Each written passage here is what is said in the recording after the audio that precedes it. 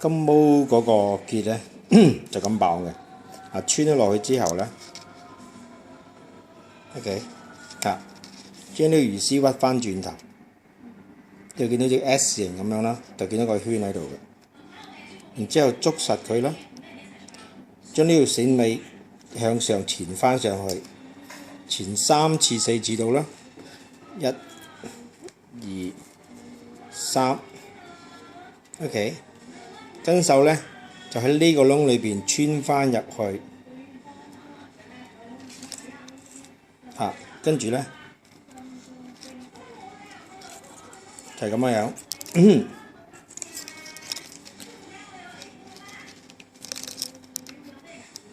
索翻入去咧。呢一個咧就係阿金毛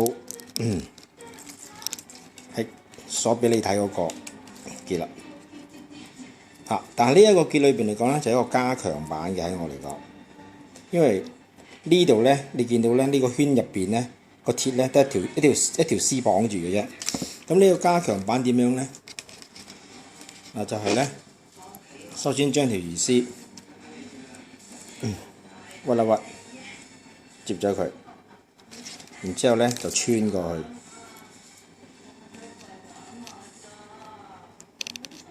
穿咗過去之後咧，將係近線嗰橛咧就拉翻過嚟，即係咁樣啦。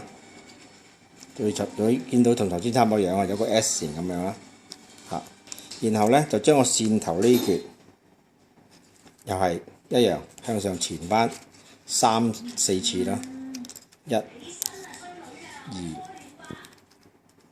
2、3次都夠。跟手咧就係喺呢個窿。